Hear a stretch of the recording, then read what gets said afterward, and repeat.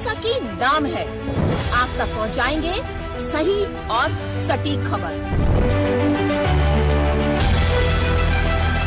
जनता की सुननी है और सरकार को सुनानी है। ये है आई ऑफ ट्रुथ।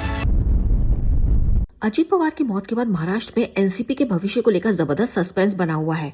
कुछ सवाल ऐसे हैं जो पूरे महाराष्ट्र में चर्चा का विषय बने हुए हैं। सबसे अहम कि अजीत पवार की पत्नी सुनेत्रा पवार ने डिप्टी सीएम की जिम्मेदारी तो संभाल ली है, पर क्या वो उसे बाखूबी निभा पाएंगी? दूसरा बड़ा सवाल यह भी खड़ा है कि क्या अब पवार परिवार एक हो जाएंगे?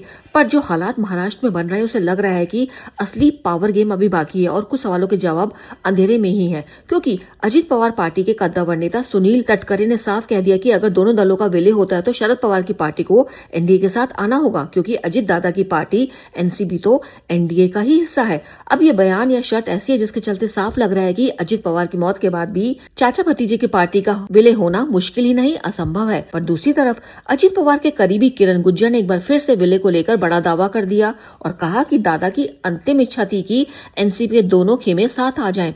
आपको बता दें कि किरण गुज्जर वही नेता हैं जिनसे अजीत पवार ने हादसे के बाद सबसे आखिरी कॉल की थी। अब इन बयानों को लेकर बहुत ज्यादा कंफ्यूजन बना हुआ है। वैसे जिस तरह से अजीत पवार की मौत के बाद ये संभावनाएं जताई जा रही थी कि इतनी बड़ी दुख की घड़ी में जब पवार परिवार साथ खड़ा हो गया तो एनसीपी के दोनों दल भी साथ आ सकते हैं, लेकिन ऐसा हुआ नहीं और इसकी संभावना भी कम दिखती है, क्योंकि राजनीति के आखिरी पड़ाव पर खड़े शरद पवार क्या एनडीए जाएंगे, ये बड़ा सवाल है। दूसरी तरफ यह भी देखना है कि अब शरद पवार का राजनीतिक भविष्य क्या होने वाला है, क्योंकि जल्दी वो राज्यसभा से भी बाहर होने वाले हैं।